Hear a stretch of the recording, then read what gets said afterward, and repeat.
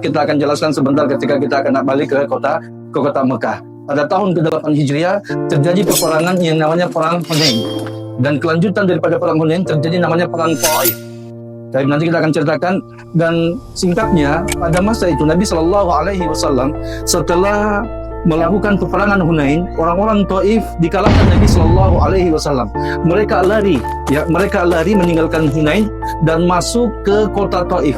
Dan inilah tempatnya mereka, dari sinilah dahulu tempat terjadinya peperangan Taif antara Nabi SAW. Nabi mengejar orang-orang Taif, dan itu orang-orang Taif lari ke rumah-rumah mereka. Dan dulu di kota Taif ini ada benteng besar yang melindungi kota Taif. Dan Nabi SAW mengepung kota Taif selama 22 hari lamanya. Dan Nabi SAW menjadikan tempat ini sebagai tempat campnya Nabi SAW dan para sahabatnya. Dan di sini ada beberapa sahabat Nabi SAW yang meninggal ketika terjadinya peperangan Taif tersebut, dan mereka dikuburkan di belakang tempat ini, dekat jalan tadi. Itu dia kuburannya. Sepupu Nabi SAW Abdullah bin Abbas. Kenapa? Karena di akhir hayat beliau, sahabat Abdullah bin Abbas, kita tahu beliau lahir di kota Mekah 3 tahun sebelum hijrahnya Nabi ke kota Madinah. Jadi beliau sangat jauh dengan sepupu Nabi, tapi usianya jauh sekali dengan Nabi Sallallahu Alaihi Wasallam. Lahirlah sahabat Abdullah bin Abbas, lahir di kota Mekah. Kemudian setelah itu ikut hijrah bersama ayah beliau Abbas bin Abdul Muttalib ke kota Madinah. Dan beliau tinggal bersama Nabi SAW dan para sahabat lainnya di kota Madinah. Dan setelah wafatnya Nabi SAW, beliau terus berjuang menjabarkan ilmu. Dan di akhir-akhir hayat beliau memilih kota Taif sebagai tempat tinggal beliau. Dan beliau bangun rumah di tempat ini dan meninggal di tempat ini. Meninggal di tempat ini, dan kuburan beliau sekarang ada di balik tembok ini. Ini kuburan sahabat Abdullah bin Abbas di balik tembok ini. Sekarang kita berada di kuburan sahabat Abdullah bin Abbas. Kita berikan salam dan juga doa kepada mereka. Boleh ikuti saya.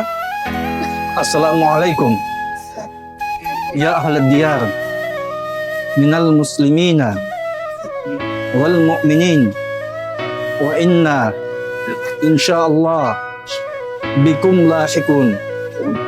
Nas'alullah lana walakum al-afiyah.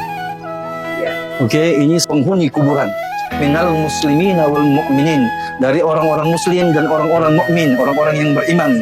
Wa inna insyaallah bikum lahikun, kami insyaallah juga akan menyusul kalian. Mengingatkan kepada kita bahwasanya siapapun diri kita, bagaimanapun tingginya jabatan kita, bagaimanapun kuatnya kita, maka kita juga akan masuk ke dalam kuburan. Dan doa itu sesungguhnya akan menyusul kalian.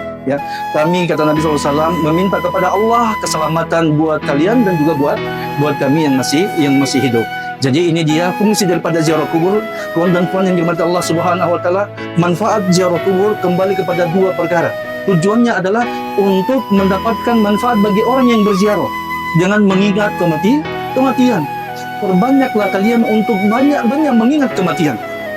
Karena dengan banyak mengingat kematian akan memupus, akan mengikis angan-angan panjang kita. Seakan-akan kita hidup terus, seakan-akan kita ini tidak akan mati. Tapi dengan mengingat kematian, maka tamaknya manusia untuk mencari dunia dapat ditahan-tahan dengan mengingat kematian. Itu manfaatnya bagi orang yang berziarah. Manfaat bagi orang yang sudah meninggal, manfaatnya apa? Juga kita berikan manfaat kepada mereka, yaitu kita berikan doa kepada mereka. Dengan doa kita ini, maka Allah Subhanahu Wa Taala akan menambahkan pahala-pahala bagi orang-orang yang ada di dalam kuburan. Oke, tuan dan puan yang dirahmati Allah Subhanahu Wa Taala, saya minta waktunya sedikit kita bisa berdiri ya. Baik, sahabat Abdullah bin Abbas, seperti yang saya katakan tadi, beliau sepupu Nabi Sallallahu Alaihi Wasallam, dan beliau ini adalah salah satu ulamanya para sahabat. Alim ulamanya para sahabat. Usia beliau sangat kecil sekali dibandingkan sahabat-sahabat yang lain, tetapi dari segi ilmu agama beliau adalah salah satu rujukan. Kenapa seperti itu? Usia beliau kecil, tapi ilmu beliau sangat besar, bahkan mengalahkan sebagian sahabat-sahabat yang sudah berusia tua. Karena doa Nabi Sallallahu Alaihi Wasallam. Beliau dimintakan doa, beliau pernah dimintakan Nabi Sallallahu Alaihi Wasallam dalam doanya, Nabi memohon kepada Allah, Allahumma faqihhu fid din wa 'allimhu ta'wilah. Ya Allah, berikanlah pemahaman yang tajam kepada sahabat Abdullah bin Abbas dan ajarkanlah dia tafsiran daripada Al-Quran. Inilah sebabnya beliau walaupun usianya muda tapi memiliki ilmu yang banyak karena doa Nabi Sallallahu Alaihi Wasallam. Dan beliau salah satu sahabat yang senantiasa menemani Nabi Sallallahu Alaihi Wasallam, berkata kepada beliau, ya Fulan, inni u'allimuka kalimat. Wahai anak kecil, wahai budak kecil, ya, saya akan mengajarkan kepadamu beberapa kalimat. Ya, pertama kata Nabi SAW, ihfazillah yahfazka. Jaga Allah, Allah akan jaga kamu. Ya, jaga Allah, Allah Subhanahu Wa Taala akan senantiasa menjagamu. Tentunya bagaimana kita menjaga Allah? Ya, yaitu dengan menjaga syariat-syariat Allah Subhanahu Wa Taala. Perintah-perintah Allah kita lakukan dan larangan-larangan Allah Subhanahu Wa Taala kita jauhkan. Inilah cara kita menjaga Allah Subhanahu Wa Taala dan membela agama Allah Subhanahu Wa Taala. Kemudian lagi Nabi berkata, ihfazillah tajidhu tujahaka. Allah senantiasa akan bersamamu, ya, dengan pertolongannya. Kemudian Nabi lagi berpesan kepada beliau, idza sa'alta fas'alillah. Jika kamu ada hajat, ada sesuatu, ya, maka minta saja kepada Allah Subhanahu Wa Taala. Jangan pernah berharap kepada makhluk, ya, dan minta pertolongan kepada Allah Subhanahu Wa Taala. Inilah tauhid.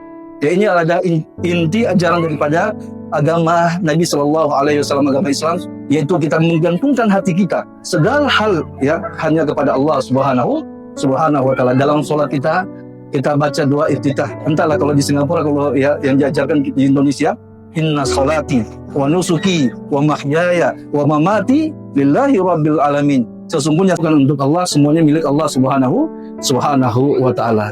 Oke, tuan dan puan, ya, itu saja yang bisa kita jelaskan singkat sejarah yang ada di tempat ini. Nanti insya Allah kita jelaskan lagi momen ketiga kedatangan Nabi Sallallahu Alaihi Wasallam di kota Taif ketika kita sudah selesai daripada ziarah kita nanti di kota Taif ini. Oke?